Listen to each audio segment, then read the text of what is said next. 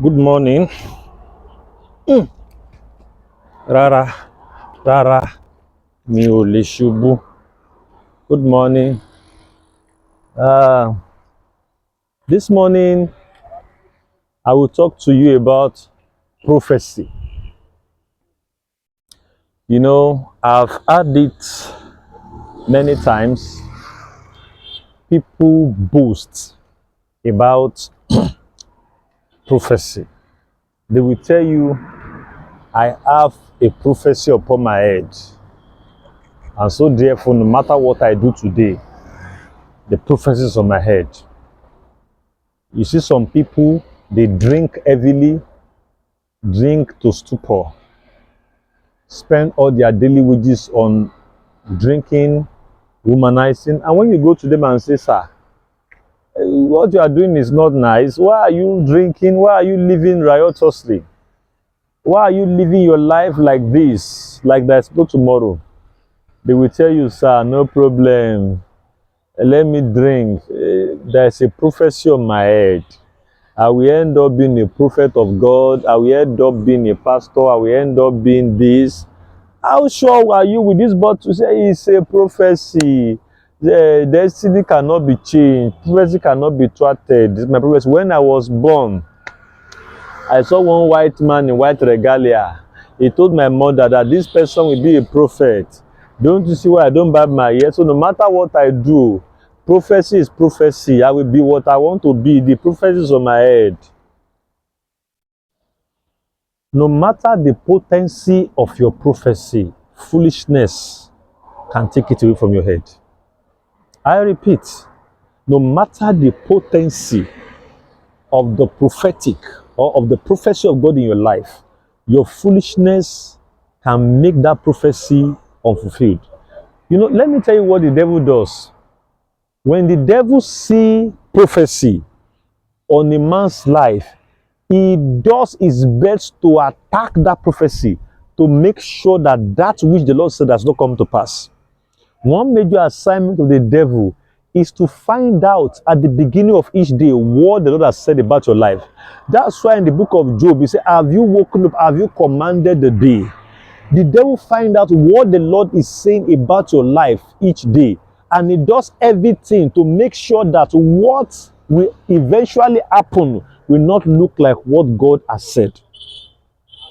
You see, when David was anointed king, the Bible recorded, if I'm right now, in 1 Samuel chapter 18, verse 14.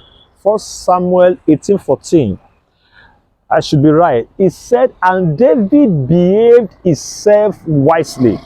And David behaved himself wisely. And because the Lord was with him. And I'm very sure in that same chapter, 1 Samuel 18, you can go and read. That word came up 4 times. It said, and David behaved himself wisely. It was not God that behaved David. David knew the prophetic upon his life. He knew he was going to be a leader. He knew, even though Saul was still king, he knew he has been anointed king. But he behaved himself wisely so that he can align to what the prophecy upon himself demands. You can't live anyhow. In fact, in verse 15, it also says that, and when Saul saw that David behaved himself wisely, Saul was afraid. Saul was afraid because David behaved himself wisely. Because the solid dimension, the devil dimension in Saul is all after to see that David will not behave himself wisely. That David will begin to act like, yes, I'm a king now, so that the prophecy will not come to pass. But the fear in Saul was not just that Saul was afraid, but the system, the deadly system in Saul was the one that was afraid by reason of the attitude that David portrayed by behaving himself wisely. So when you have the prophecy upon your life, when you have a prophetic declaration and they have said this will happen, of course, I don't have any problem with the prophetic. I believe in the prophetic by the grace of God. But by the time you see that in your life, the next thing is not to go, is to behave yourself wisely, to sit down and behave yourself wisely, so that the prophecy of God upon your life can come to pass. You see, prophecy is a compass of our life. It is what should guide the way we live. You can't live anyhow. Sometimes you see some people, when they say, I can't do this, I can't do this, is it up to that? Why is it? Leave them. It is by virtue of what is on their head that determines what they do. Sometimes we tell we normally say, our pastor, look at what's happening in Nigeria. Pastor Kome will not even talk. And Pastor Adebe will not talk. These people will not talk. They can talk. But prophecy is heavy.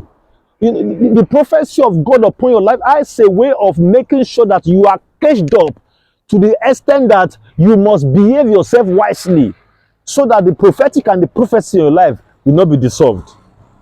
Write in the comment section, I receive grace to live my life and behave wisely so that the prophetic upon my life shall come to pass. I receive grace to behave wisely like David so that the prophetic can come to pass in my life. The prophetic is very good, but you must behave yourself wisely so that you can live in accordance to the prophecy to come to pass. You can't say because of a prophecy, you live anyhow. No. See you tomorrow morning. Please follow this page. God bless you.